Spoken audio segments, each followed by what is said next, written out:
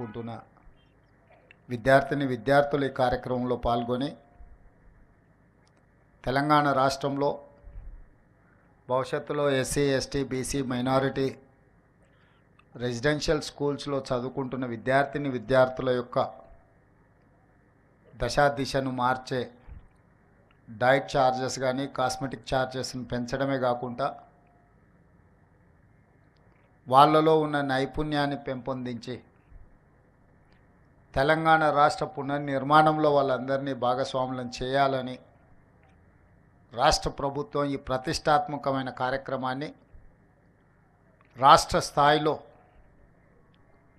మంత్రివర్గ సభ్యులను, పార్లమెంట్ సభ్యులను, శాసనమండలి సభ్యులను, శాసనసభ్యులను, ఐఏఎస్, ఐపీఎస్, ఐఎఫ్ఎస్ ఇతర ఉన్నతాధికారులను ఎవరికి ఎక్కడ అవకాశం ఉంటే అక్కడ రెసిడెన్షియల్ స్కూల్స్లో ఈరోజు ఈ కార్యక్రమంలో పాల్గొనడానికి రాష్ట్ర ప్రభుత్వం ఒక నిర్ణయం తీసుకొని అందులో భాగంగానే ఈరోజు తెలంగాణ రాష్ట్ర ముఖ్యమంత్రిగా ఈ చిల్కూరు సోషల్ వెల్ఫేర్ రెసిడెన్షియల్ స్కూల్లో నేను ఈ కార్యక్రమంలో పాల్గొనడం జరిగింది.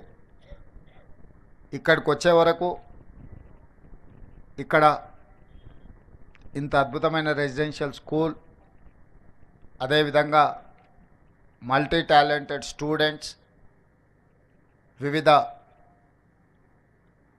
వృత్తులలో సెలెక్ట్ అయిన విద్యార్థులు వాళ్ళలో ఉన్న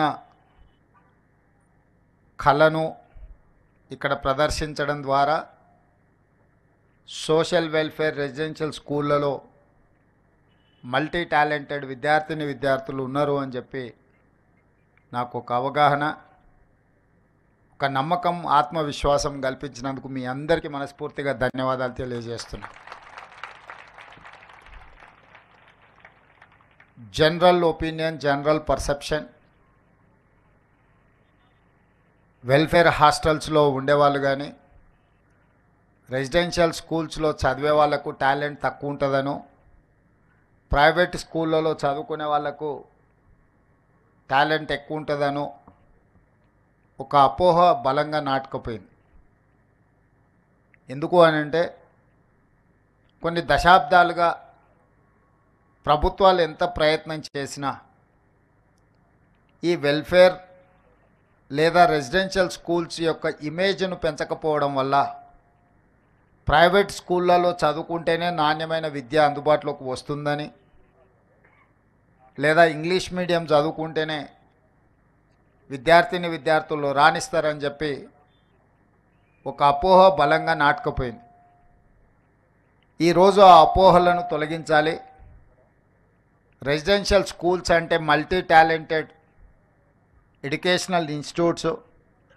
ఇవి ఈనాడు కాదు, ఆనాడు పివి నరసింహారావు గారు ఉమ్మడి ఆంధ్రప్రదేశ్ ముఖ్యమంత్రిగా ఉన్నప్పుడు మొట్టమొదట రెసిడెన్షియల్ స్కూల్స్ విధానాన్ని వారు ప్రవేశపెట్టడం జరిగింది.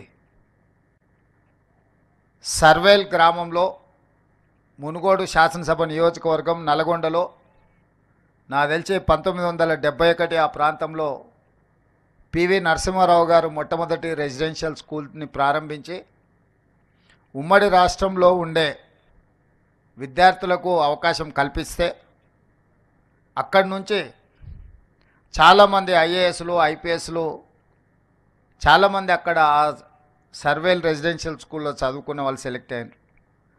ఉదాహరణ, ఈరోజు పబ్లిక్ సర్వీస్ కమిషన్ చైర్మన్గా నియామకం జరిగిన, మొన్నటి వరకు విద్యాశాఖ ప్రిన్సిపల్ సెక్రటరీ బాధ్యతలు నిర్వహించిన special chief secretary Burra Venkatesham గారు ఈరోజు తెలంగాణ పబ్లిక్ సర్వీస్ కమిషన్ చైర్మన్గా నియామకం జరిగిన వారు సర్వేల్ రెసిడెన్షియల్ స్కూల్స్లో చదువుకున్న ఒక విద్యార్థి. అదేవిధంగా అతనికంటే ముందు పబ్లిక్ సర్వీస్ చైర్మన్గా పనిచేసిన మహేందర్ రెడ్డి గారు తెలంగాణ రాష్ట్ర డీజీపీగా, 35 సంవత్సరాల ఐపీఎస్గా ఎన్నో ప్రతిష్టాత్మకమైన పోలీస్ రిఫార్మ్స్ తీసుకొచ్చిన మహేందర్ రెడ్డి గారు కూడా సర్వేల్ రెసిడెన్షియల్ స్కూల్లో విద్యార్థి. చాలామంది ఈరోజు నవోదయ రెసిడెన్షియల్ స్కూల్స్లో కానీ, కేంద్రీయ విద్యాలయాలలో కానీ, రాష్ట్ర కేంద్ర ప్రభుత్వాలు నిర్వహిస్తున్న ఈ రెసిడెన్షియల్ స్కూల్స్లో చదువుకున్న వాళ్ళు చాలా గొప్పగా రాణించారు. కానీ ఒక పీరియడ్ తర్వాత ప్రైవేట్ స్కూల్స్ ప్రైవేట్ కాలేజీలతో కాంపిటీషన్ చేయాల్సిన పరిస్థితి రావడం, ఆ పరిస్థితుల్లో ప్రభుత్వం యొక్క ఫోకస్ ఈ రెసిడెన్షియల్ స్కూళ్ళ మీద తగ్గడం, తద్వారా ఈ రెసిడెన్షియల్ స్కూల్స్ ఆర్ గవర్నమెంట్ స్కూల్స్లో చదువుకునే వాళ్ళు అత్యంత నిరుపేదలు లేదా నిర్లక్ష్యానికి లోనైన వాళ్ళు మాత్రమే చదువుకుంటారని ఒక అపోహ బలంగా నాటుకుపోయింది. ఈ అపోహల నుంచి విద్యా సంస్థల్ని, ముఖ్యంగా ఎస్సీ ఎస్టీ బీసీ మైనారిటీ సామాజిక వర్గాలకు సంబంధించిన వాళ్లకు ఒక సంపూర్ణమైన విశ్వాసం నమ్మకం కలిగించాలన్న ఆలోచన రాష్ట్ర ప్రభుత్వం మేము బాధ్యత చేపట్టిన తర్వాత పలు దఫాలుగా చర్చించడం జరిగింది. దీనికి సంబంధించి ఉప ముఖ్యమంత్రి బట్టి విక్రమార్క గారు ఇతర మంత్రివర్గ సహచరులతో కమిటీ వేసి అసలు ఎలాంటి ప్రక్షాళన చేయాలి, ఏ విధంగా విధి విధానాలలో మార్పు తీసుకొచ్చి అధికారులతో పాటు ప్రజాప్రతినిధులను కూడా ఒక బాధ్యత అప్పగించి ఒక సోషల్ రెస్పాన్సిబిలిటీ, ఒక సామాజిక బాధ్యతగా తప్పకుండా ఈ రెసిడెన్షియల్ స్కూళ్ళలో విద్యా ప్రమాణాలను పెంచాలి, నాణ్యమైన వసతులను కల్పించాలని ఒక దృఢ సంకల్పంతో ఈనాడు తెలంగాణ రాష్ట్ర ప్రభుత్వం ముందుకు వెళ్తుంది. అందులో భాగంగానే 8 సంవత్సరాల నుంచి డైట్ ఛార్జెస్ ఎప్పుడు పెంచలే. గత ప్రభుత్వం పెంచాలన్న ఆలోచన కూడా చేయలే. అంటే పూర్తిగా తెలంగాణ రాష్ట్రం ఏర్పడ్డ తర్వాత డైట్ ఛార్జెస్ విషయంలో కావచ్చు, కాస్మెటిక్ ఛార్జెస్ విషయంలో కావచ్చు, లేదా మౌలిక వసతులకు సంబంధించిన అంశాలలో కావచ్చు, ఆనాటి ప్రభుత్వం ప్రాధాన్యత ఇవ్వలేదు. తద్వారా ప్రతిష్ట కలిగిన ఈ రెసిడెన్షియల్ స్కూల్స్ అన్నీ కూడా ప్రతిష్ట కోల్పోయి ప్రజలలో విశ్వాసం సన్నగిలే పరిస్థితి వచ్చినప్పుడు రాష్ట్ర ప్రభుత్వం స్పష్టంగా ఆలోచన చేసి మళ్ళీ ఆ విశ్వాసాన్ని పునరుద్ధరించాలి, ఒక నమ్మకం కలిగించాలి. ఈ ప్రభుత్వం అంటే ప్రభుత్వం మా కోసం పనిచేస్తుంది, ప్రభుత్వం మా ప్రభుత్వం ప్రజా ప్రభుత్వం అని ఒక నమ్మకం విశ్వాసాన్ని కల్పించాలన్న ఆలోచనతో సింగిల్ స్ట్రోక్లో డైట్ ఛార్జెస్ విషయంలో 40% ఛార్జెస్ పెంచడం ద్వారా నాణ్యమైన ఫుడ్ని ఈరోజు మన విద్యార్థులకు ఇవ్వడం ద్వారా ఆరోగ్యవంతమైన తెలంగాణగా తీర్చిదిద్దాలని మన ప్రభుత్వం భావించింది. కాస్మెటిక్ ఛార్జెస్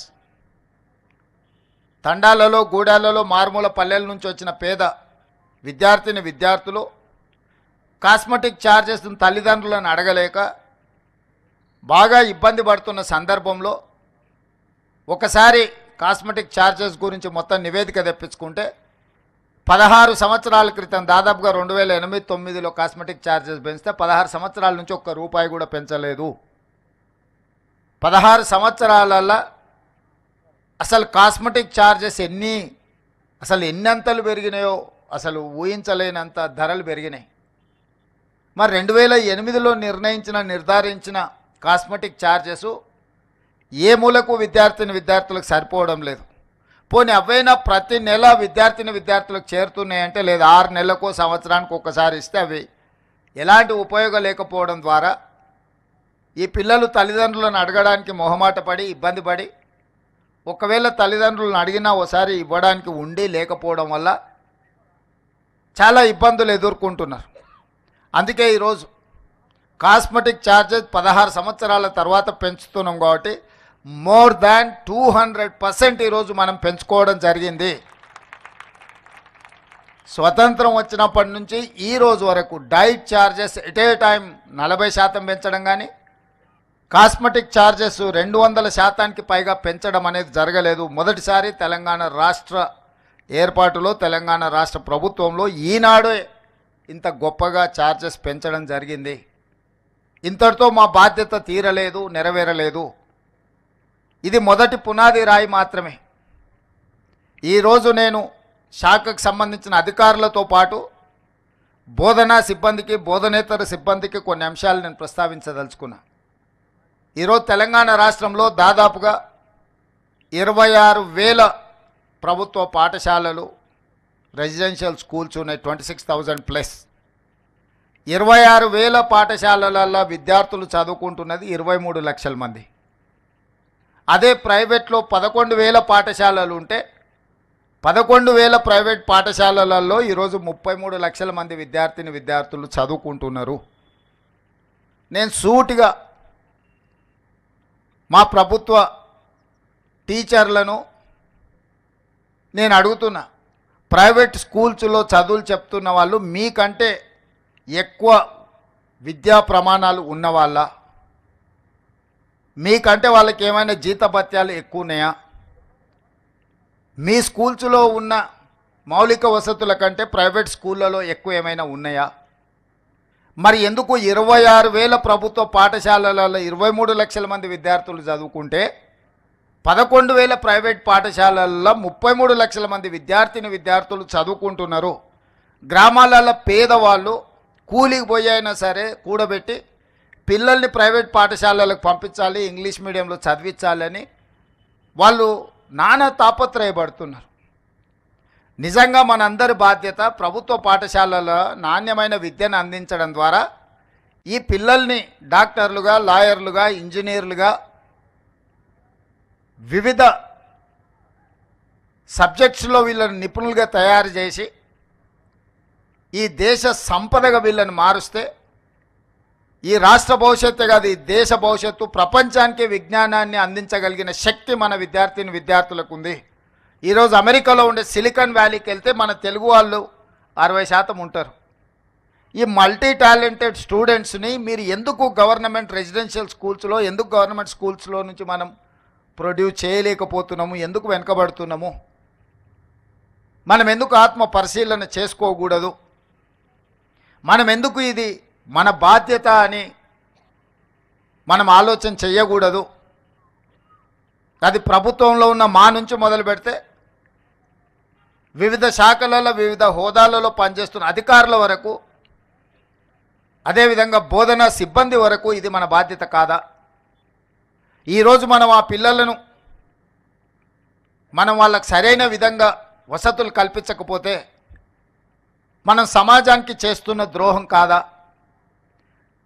ఈరోజు వెల్ఫేర్ డెవలప్మెంట్ 2 కళ్ళ లాంటివి, కానీ వెల్ఫేర్లో పెట్టేది ప్రతి పైసా ఖర్చు కాదు. ముఖ్యంగా విద్యాశాఖ మీద, విద్యార్థుల మీద మనం పెడుతున్న పెట్టుబడి ఖర్చు కాదు, అది భవిష్యత్తు కోసం పెట్టుబడి. భవిష్యత్తు పునర్నిర్మాణంలో తెలంగాణ రాష్ట్రం అభివృద్ధి సాధించాలి అని అంటే అది పెట్టుబడిగా చూడాలి.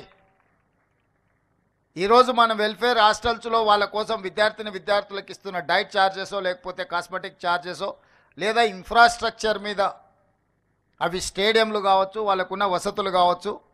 చాలాసార్లు టీవీలలో, పేపర్లలో చూస్తుంటాం, వందలాది మంది విద్యార్థులు ఉంటారు, 4 టాయిలెట్స్ ఉన్నాయని పెద్ద క్యూ చూపిస్తుంటారు.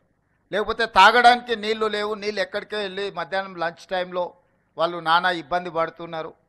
లేకపోతే పిల్లలు పడుకోవడానికి చలికాలం వస్తే కనీసం వసతులు కూడా లేవు, కనీసం కప్పుకోవడానికి దుప్పట్లు కూడా లేవు. పాఠశాల ప్రారంభోత్సవ రోజుల్లోనే వాళ్ళకు స్కూల్ డ్రెస్సెస్ కానీ, లేకపోతే టెక్స్ట్ బుక్కులు కానీ ఇతర ఇవ్వడం లేదు అని మనం ఇప్పటికీ టీవీలలో, పేపర్లలో చూస్తున్నాం. ప్రతిసారి అకాడమిక్ ఇయర్ స్టార్టింగ్లో ఈ సమస్యలను అన్నిటిని చూస్తున్నాం. మరి 40, 50, 60, 70 ఏండ్ల నుంచి మనం నేర్చుకున్నది ఏంది?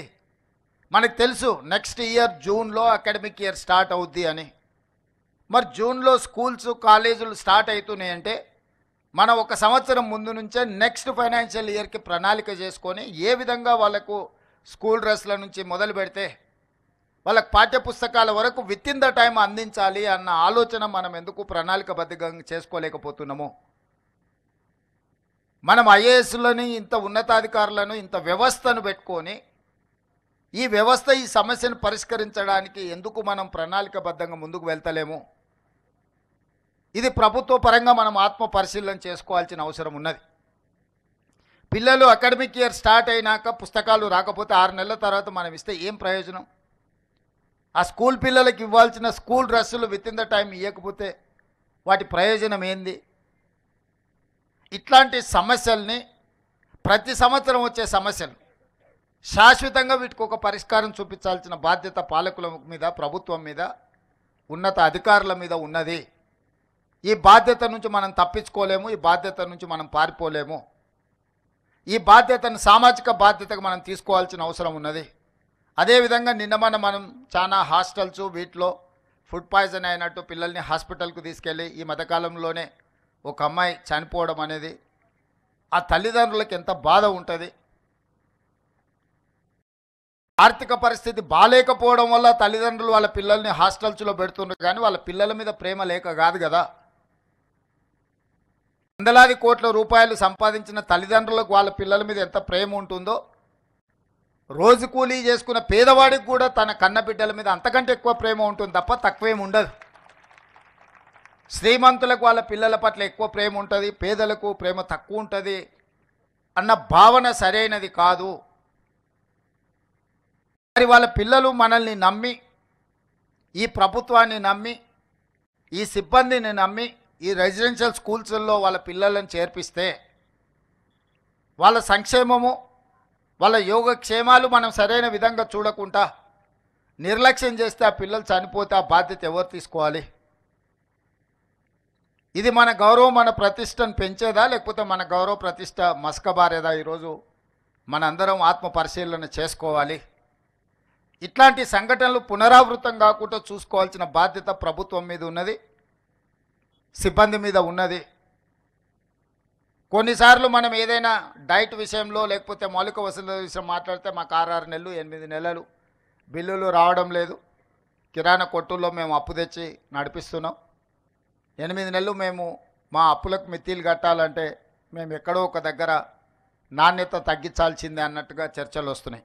అందుకే ఈనాడు ప్రభుత్వం స్పష్టంగా నిర్ణయం తీసుకున్నది, ఎవ్రీ మంత్ 10th లోపల గ్రీన్ ఛానల్ ద్వారా అన్ని నిధులు ఈ రెసిడెన్షియల్ స్కూల్స్కి, హాస్టల్స్కి, కాలేజెస్కి సంబంధించిన ప్రతి రూపాయి 10 తారీఖు లోపల గ్రీన్ ఛానల్ అడగాల్సిన పని లేకుండా స్ట్రైట్గా వాళ్ళ ఖాతాలకు పోయే విధంగా, అది డైట్ ఛార్జెస్ కావచ్చు, కాస్మెటిక్ ఛార్జెస్ కావచ్చు, ఇతర విద్యా సంస్థల నిర్వహణకు సంబంధించిన నిధులు ప్రతి నెల 10 తారీఖు లోపల ఆటోమేటిక్గా విడుదలయ్యేటట్టు ఈ మధ్యనే ఆర్థిక శాఖ మంత్రి గారికి, అధికారులకు నేను ఆదేశాలు ఇవ్వడం జరిగింది. ప్రతి నెల నేనే స్వయంగా పర్యవేక్షించి మీకు చేరడానికి అవసరమైన అన్ని నిర్ణయాలు తీసుకోవాలని ఈరోజు ప్రభుత్వం నిర్ణయించింది. అదేవిధంగా గతంలో మీ స్కూల్ డ్రెస్లు ఎవరో ప్రైవేట్ కంపెనీలకు ఇస్తే వాళ్ళు సెప్టెంబర్, అక్టోబర్ వస్తే కూడా అప్పుడప్పుడు డిసెంబర్ వరకు కూడా కొన్ని విడతలుగా స్కూల్ డ్రెస్సులు ఇచ్చేవాళ్ళు. ఆ విధానాన్ని మార్చి సెల్ఫ్ హెల్ప్ గ్రూప్ మహిళా సంఘాలకు ఈ స్టిచ్చింగ్ బాధ్యత మొత్తం రాష్ట్రంలో ఉండే 65 లక్షల మంది మహిళా సంఘాలకు పాఠశాల పిల్లల యొక్క డ్రెస్సులు కుట్టే బాధ్యత వాళ్ళకిచ్చి 25 రూపాయలు ఉన్నదాన్ని 75 రూపాయలకు పెంచి ఈరోజు వాళ్ళందరికీ ఇవ్వడం ద్వారా మొన్నటి స్కూల్స్ ప్రారంభం రోజే ఒక్కొక్క జత ఆ రోజే మొదటి రోజే వాళ్ళందరికీ కూడా ఇవ్వడం జరిగింది. వాళ్ళ బట్టలు వాళ్ళకి అందుబాటులో ఇవ్వడమే కాకుండా టెక్స్ట్ బుక్కులు కూడా మొదటి రోజే ఇచ్చే విధంగా మన ప్రభుత్వం వచ్చినాక చర్యలు చేపట్టింది. ఇదే కాకుండా ఈరోజు రైతులకు ఉచితంగా కరెంట్ ఇస్తున్నాం, పేదవాళ్ళకి ఇంటికి 200 యూనిట్లు ఉచితంగా కరెంట్ ఇస్తున్నాం. మరి రైతుకు వ్యవసాయానికి 24 గంటలు ఉచితంగా కరెంట్ ఇచ్చి పేదవాడి ఇంటికి 200 యూనిట్లు ఉచితంగా కరెంట్ ఇచ్చినప్పుడు చదువుకునే విద్యార్థులకు పాఠశాలల్లో ఉచిత కరెంటు ఎందుకు ఇవ్వకూడదు? వాళ్ళ కంప్యూటర్స్ ఇచ్చినా, వాళ్ళకి ఇతర ఏ ఎక్విప్మెంట్ ఇచ్చినా పాఠశాలలలో కరెంటు బిల్లులు కట్టకపోవడం వల్ల, కరెంటు లేకపోవడం వల్ల వాటిని ఉపయోగించలేకపోతున్నారు. అందుకే రాష్ట్ర ప్రభుత్వం స్పష్టంగా నిర్ణయం తీసుకొని ఆల్ రెసిడెన్షియల్ ఆర్ గవర్నమెంట్ స్కూల్స్కి అంతా ఉచితంగా కరెంట్ ఇవ్వండి అని ఆదేశాలు ఇచ్చినాము. ఈరోజు ప్రభుత్వ ఆధ్వర్యంలో నిర్వహిస్తున్న ఏ స్కూల్స్ కానీ, కాలేజీలు కానీ ఏవైనా ₹1 కూడా కరెంటు బిల్లు కట్టాల్సిన అవసరం లేదు. వాళ్ళకు ఉచిత కరెంటు ఇవ్వడం ద్వారా వాళ్ళ విద్యా ప్రమాణాలు పెంచాలి అని చెప్పి ఈరోజు స్పష్టంగా మన ప్రభుత్వం నిర్ణయం తీసుకున్నది. ఇదే కాకుండా ఈరోజు డైట్ ఛార్జెస్ మెనూను కూడా మనం రిఫార్మ్ చేసుకొని ఒక మంచి డైట్ ఛార్జెస్ ఇవ్వడమే కాకుండా అధికారులను కూడా ప్రతిరోజు మీతో పాటు తినే విధంగా మీ బోధన సిబ్బంది, బోధనేతర సిబ్బంది, కలెక్టర్లకు, జిల్లా స్థాయి అధికారులకు కూడా నేను ఆదేశాలు ఇచ్చిన. ఖచ్చితంగా వారంలో మీరు 2 రోజులు 3 రోజులు ఈ పాఠశాలలు, పర్టికులర్గా రెసిడెన్షియల్ స్కూల్స్ విజిట్ చేయాలా. విద్యార్థులతో కూర్చొని భోజనం చేయాలి. భోజనం యొక్క నాణ్యత ఏ విధంగా ఉందో రిపోర్ట్ చేయాలి. అదేవిధంగా ఎమ్మెల్యేలకు, మంత్రులకు కూడా వాళ్ళు ఎక్కడ క్షేత్రస్థాయిలో విజిట్లకు పోయినా తప్పకుండా పాఠశాలల్ని సందర్శించాలి అని చెప్పి ఆదేశాలు ఇవ్వడం జరిగింది. ఐఏఎస్, ఐపీఎస్ అధికారులు కూడా ఇక ముందు మీ దగ్గరకు వచ్చి మీ లోకల్గా ఉండే ఎస్ఐలు, ఎంఆర్ఓలు, ఎంపీడీఓలే కాదు, మీ జిల్లా కలెక్టర్లు, మీ జిల్లా ఎస్పీలు, ఉన్నతాధికారులు కూడా మీ పాఠశాలలకు వచ్చి మీ పిల్లలందరినీ కలిసి, ఈ పిల్లలందరినీ కలిసి అసలు మీకున్న సాధక బాధకాలు తెలుసుకొని మీ బోధన విషయంలో కానీ, మీ భోజన విషయంలో కానీ ఉన్న నాణ్యత ప్రమాణాలను పరిశీలించడానికి అధికారులందరికీ ఆదేశాలు ఇవ్వడం జరిగింది. ఇంక్లూడింగ్ చీఫ్ సెక్రటరీ క్షేత్రస్థాయిలో పర్యటనలు చేయమని మన ప్రభుత్వం ఆదేశాలు ఇచ్చింది. భవిష్యత్తులో మీ కలెక్టర్లు, మీ ఎస్పీలు మీ దగ్గర వచ్చి కూర్చుంటారు. మీరు వాళ్ళని చూసి ఇన్స్పైర్ కావచ్చు. ఐఏఎస్, ఐపీఎస్లు అయితే ఏ రకంగా మీరు రాణించవచ్చో, భవిష్యత్తులో మీకు ఒక రోల్ మోడల్ ఉండాలి అని అంటే ప్రజాప్రతినిధులతో పాటు ఉన్నతాధికారులు కూడా మీ హాస్టల్స్ మీ దగ్గరికి వస్తే ఖచ్చితంగా వాళ్ళందరూ కూడా మిమ్మల్ని ఇన్స్పైర్ చేసే అవకాశం ఉంటుంది. వాళ్ళకు కూడా అందుకే ఆదేశాలు ఇచ్చినాం. ఇదే కాకుండా ఈరోజు డాక్టర్లుగానో, లాయర్లుగానో, ఇంజనీర్లుగానో, ముఖ్యంగా ఇంజనీరింగ్ సైడ్ ఎవ్రీ ఇయర్ మనం ఆల్మోస్ట్ 1,00,000 నుంచి 1,10,000 మంది ఇంజనీరింగ్ విద్యార్థులు పట్టాలు తీసుకొని బయటకు వస్తారు. ఉద్యోగాలు 10,000 మందికి కూడా వస్తలేవు. దీని కారణం ఏంది అంటే పట్టా సర్టిఫికేట్ తీసుకుంటారు కానీ వృత్తి నైపుణ్యం ఉండడం లేదు, స్కిల్ లేకపోవడం వల్ల. అందుకే ఈరోజు డిప్లొమా నుంచి certificate course, diploma course, degree course ఏది మీ సర్టిఫికేట్ వచ్చినా మీకు నైపుణ్యం లేకపోతే మీకు ఉద్యోగ ఉపాధి అవకాశాలు రావు. మీరు ఉద్యోగం చేయడమే కాదు, 10 మందికి ఉద్యోగాలు ఇవ్వాలంటే మీలో నైపుణ్యం పెరగాలి. అందుకే తెలంగాణ రాష్ట్రంలో 75 ఐటీఐలను, ఇండస్ట్రియల్ ట్రైనింగ్ ఇన్స్టిట్యూట్స్ 50-60 సంవత్సరాల క్రితం మొదలు పెడితే వాటి సిలబస్ ఆ రోజుల్లోనే నిర్ణయించారు. ప్రపంచం ఎంతో వేగంగా అభివృద్ధి పదం వైపు నడుస్తుంది కానీ అక్కడ సిలబస్ మాత్రం మారలే. మనం పుట్టకముందు ఉన్న సిలబస్ ఈరోజు మనం అక్కడ ట్రైనింగ్ తీసుకుంటున్నాం. ప్లంబరో, ఎలక్ట్రీషియనో, మెకానికో, లేకపోతే ఇతర చాలా అంశాల పట్ల మనం ట్రైనింగ్ తీసుకుంటున్నాం. కానీ అది బయటకు వస్తే మనం ఇక్కడ నేర్చుకుంటున్న దానికి బయట ప్రపంచంలో ఉన్నదానికి ఏమాత్రం పొంతం లేదు. ఎంతో అవుట్డేటెడ్ అయిపోయిన సిలబస్ నేర్చుకుంటున్నాం. అందుకే టాటా ఇన్స్టిట్యూట్తో మాట్లాడి, టాటా కంపెనీతో మాట్లాడి ఈ రాష్ట్రంలో ఉన్న 75 ఐటీఐలను ఏటీసీలుగా, ఏటీసీ అంటే advanced technology centres, skill upgradation, ఆ ఐటీఐలలో చేరుతున్న వేలాది మంది విద్యార్థులకు టాటా సంస్థ, తెలంగాణ రాష్ట్ర ప్రభుత్వం కలిసి అప్గ్రేడ్ చేయడానికి 2,400 రూపాయలు ఖర్చు పెడితే, 2,400 కోట్ల రూపాయలు మనం ఖర్చు పెడితే 2,100 కోట్ల రూపాయలు టాటా కంపెనీనే ఖర్చు పెడుతుంది. రాష్ట్ర ప్రభుత్వం కేవలం 300 కోట్లే. 14% స్టేట్ గవర్నమెంట్ పెడితే 86% టాటా సంస్థ పెట్టి ఈ 75 ఐటీఐలను ఏటీసీలుగా అప్గ్రేడ్ చేసి అందులో చేరుతున్న వాళ్ళకి ఈనాడు పోటీ ప్రపంచంలో ఏ టాలెంట్ అవసరం ఉందో ఆ టాలెంట్ నేర్పించి వాళ్ళకు ఉద్యోగాలు కూడా టాటా కంపెనీ ఇవ్వడానికి ఈరోజు ముందుకు వచ్చింది. ఇది ఒక గొప్ప మార్పు తెలంగాణ రాష్ట్రంలో. 75 సంవత్సరాల తర్వాత ఒక ప్రైవేట్లో 100% సక్సెస్ స్టోరీ ఉన్న ఒక ప్రముఖ సంస్థ రాష్ట్ర ప్రభుత్వ భాగస్వామ్యం తీసుకొని 2,400 కోట్ల రూపాయలు ఖర్చు పెట్టి గవర్నమెంట్ మీద భారం పడకుండా రోబోస్ కూడా ఐటీఐలలో, ఏటీసీలలో ఈరోజు వాళ్ళు పెడుతున్నారు. వాళ్ళు ఇన్స్ట్రక్టర్స్ను వాళ్ళే తీసుకొస్తున్నారు. మన దగ్గర ఉన్న ఇన్స్ట్రక్టర్లకు కూడా వాళ్ళే ట్రైనింగ్ ఇస్తున్నారు. ఈ రకంగా ఈరోజు మనం ఐటీఐలను అప్గ్రేడ్ చేసుకొని వేలాది మంది తెలంగాణ యువతకు వృత్తి నైపుణ్యం నేర్పించి శిక్షణ ఇవ్వడం ద్వారా ఉద్యోగ అవకాశాలు కల్పిస్తున్నాము. మీరు వెనక్కి వెళ్ళి మీ గ్రామాలకు వెళ్ళినప్పుడు మీ అన్నలకు, మీ కుటుంబ సభ్యులకు స్పష్టంగా చెప్పండి, ఈరోజు ఐటీఐలో చేరితే 100% మీకు ఉద్యోగం వస్తుంది. చేరడం ద్వారా మనం మన భవిష్యత్తుని తీర్చిదిద్దుకోవాలి. ఆ సర్టిఫికెట్ కోర్సులు చదవడం ద్వారా మీకు కనీసం నెలకు 30,000 40,000 సంపాదించుకునే అవకాశం ఉంది. అదేవిధంగా ఇంజనీరింగ్ కాలేజీలలో చేరుతున్న వాళ్ళకు కూడా 4 ఇయర్స్ డిగ్రీ ఉంటే 4 ఇయర్స్ వాళ్ళు థియరీలే చదువుకుంటున్నారు. చదువు అయిపోయిన తర్వాత బయటకు వస్తే ప్రాక్టికల్ ఎక్స్పీరియన్స్ లేకపోవడం వల్ల ఉద్యోగ అవకాశాలు రావడం లేదు. అందుకే ఈరోజు ఇంజనీరింగ్ కాలేజీలలో ఉన్న సిలబస్ని కూడా 2 సంవత్సరాలు వాళ్ళు థియరీ నేర్చుకుంటే 2 సంవత్సరాలు ప్రాక్టికల్గా కంపెనీస్లకి వెళ్ళి పెద్ద పెద్ద మల్టీనేషనల్ కంపెనీలలో వాళ్ళు పోయి శిక్షణ పొందే విధంగా ఆ టైంలో వాళ్ళకి ఆ సంస్థలు కూడా స్టైఫండ్ ఇచ్చే విధంగా ఈరోజు మనం కంప్లీట్గా సిలబస్ విధానాన్ని మార్చుకొని ఇంజనీరింగ్ గ్రాడ్యుయేట్స్ను కూడా సాంకేతికంగా వాళ్ళ నైపుణ్యం పెంచి ఈరోజు వాళ్ళను కూడా నిష్ణాతులుగా తయారు చేయడానికి ఈరోజు మన ప్రభుత్వం ఒక నిర్ణయం తీసుకుంది. ఇదే కాదు, ఈరోజు యంగ్ ఇండియా స్కిల్స్ యూనివర్సిటీ ప్రభుత్వ ఆధ్వర్యంలో చాలా యూనివర్సిటీలు ఉన్నాయి. యూనివర్సిటీలు అనుకున్నంత స్థాయిలో పనిచేయకపోవడం వల్ల యంగ్ ఇండియా స్కిల్స్ యూనివర్సిటీ అని ఈ రంగారెడ్డి జిల్లాలోనే మనము మహేశ్వరం శాసనసభ నియోజకవర్గ పరిధిలో 60 ఎకరాల ఒక యూనివర్సిటీ నిర్మించుకుంటున్నాం.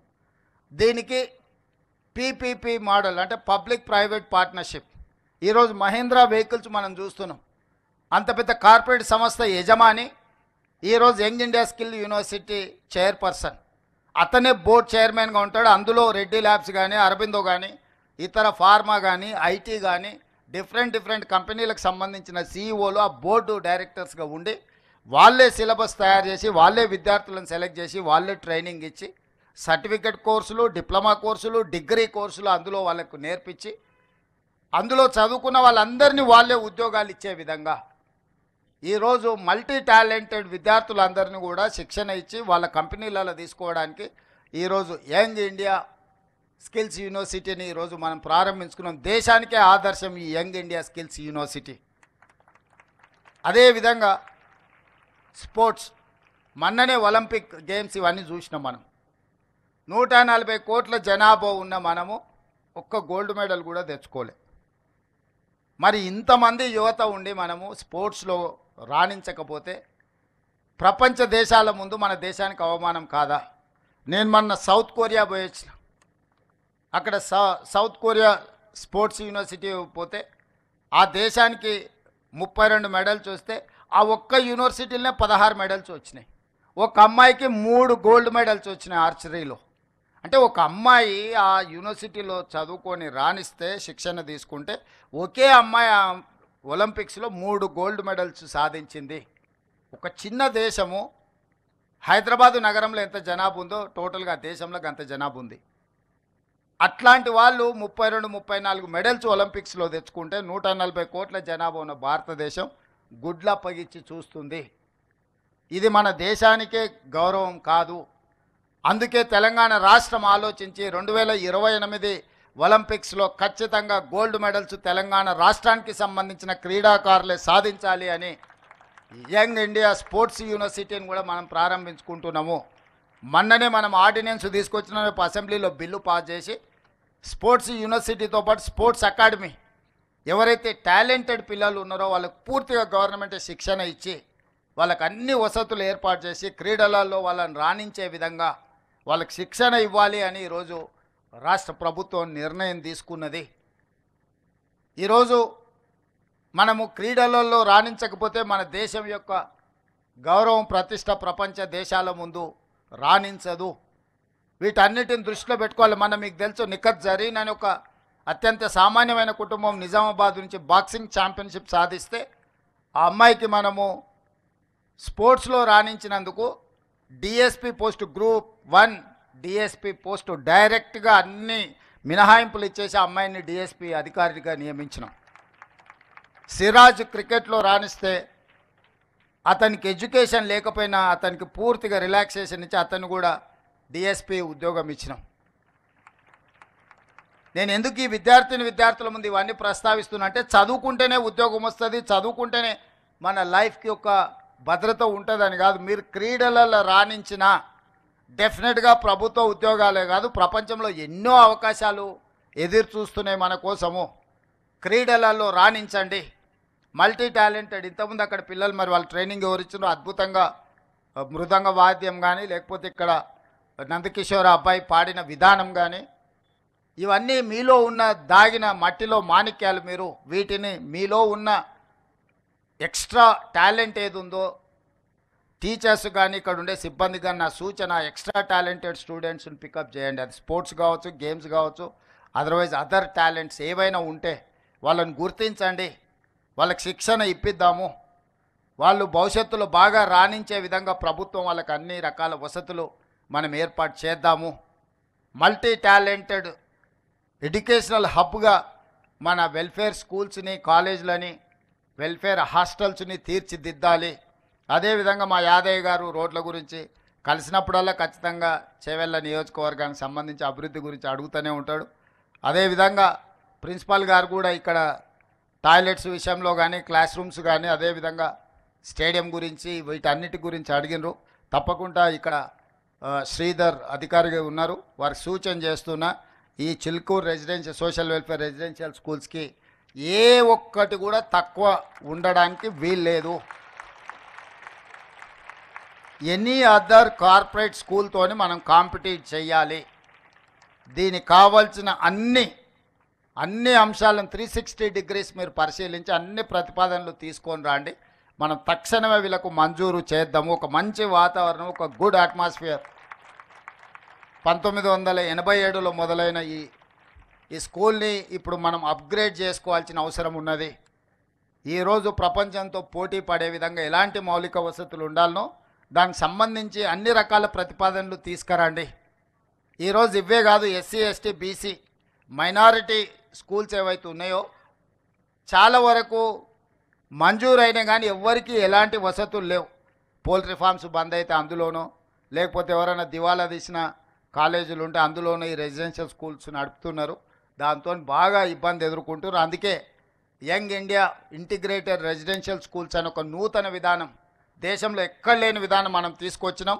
చేవెళ్ళకు కూడా అది ఇస్తున్నాం. అంటే ప్రతి నియోజకవర్గంలో 25 ఎకరాలలో 120 నుంచి 150 కోట్ల వరకు పెట్టుబడి పెట్టి ఒక అద్భుతంగా కార్పొరేట్ స్కూల్స్ లెవెల్లో ఇన్ఫ్రాస్ట్రక్చర్ ఇచ్చి ఎస్సీ, ఎస్టీ, బీసీ, మైనారిటీ పిల్లలందరూ 2000 నుంచి 2500 మంది విద్యార్థులు ఒకే దగ్గర చదువుకునే విధంగా ఈరోజు మౌలిక వసతులు ఏర్పాటు చేయడానికి రాష్ట్ర ప్రభుత్వం నిర్ణయం తీసుకున్నది. అందుకే విద్యాశాఖ నా దగ్గర పెట్టుకున్నా. స్వయంగా ముఖ్యమంత్రిగా నేనే పర్యవేక్షిస్తున్న వీటన్నిటినీ.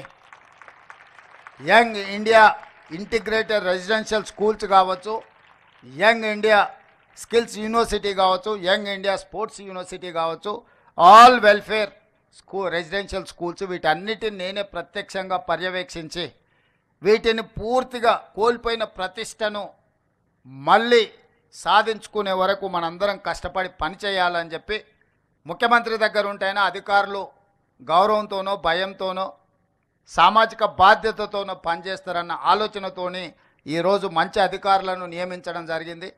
ఆ అధికారులందరికీ కూడా నా సూచన, ఇది మన బాధ్యత. ఈ పిల్లలు మన పిల్లలు, వీళ్ళు ఎవరో కాదు, వాళ్ళు అనాథలు కాదు. వాళ్ళు ఈ ప్రభుత్వం, ఈ రాష్ట్రం యొక్క సంపద. ఈ సంపదను తీర్చిదిద్దినప్పుడే ఈ తెలంగాణ పునర్నిర్మాణం అనేది వేగంగా మనం సాధించగలుగుతాము. ఈ యువతను మనము తెలంగాణ పునర్నిర్మాణంలో భాగస్వాములను చేయాలంటే నాణ్యమైన విద్యతో పాటు నాణ్యమైన శిక్షణ వీళ్ళకి ఇవ్వాలి. నాణ్యమైన మౌలిక వసతులను ఏర్పాటు చేయాల్సిన అవసరం మన అందరి మీద ఉన్నది.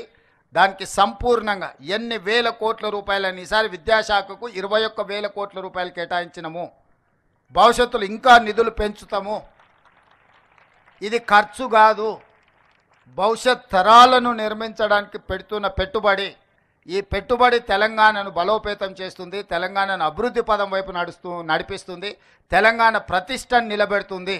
ఈరోజు ఈ వెల్ఫేర్ రెసిడెన్షియల్ స్కూల్స్, కాలేజెస్ మీద పెడుతున్న పెట్టుబడి మనం ఖర్చుగా చూడొద్దు, దీన్ని భవిష్యత్ తరాల పెట్టుబడిగా చూడాలి.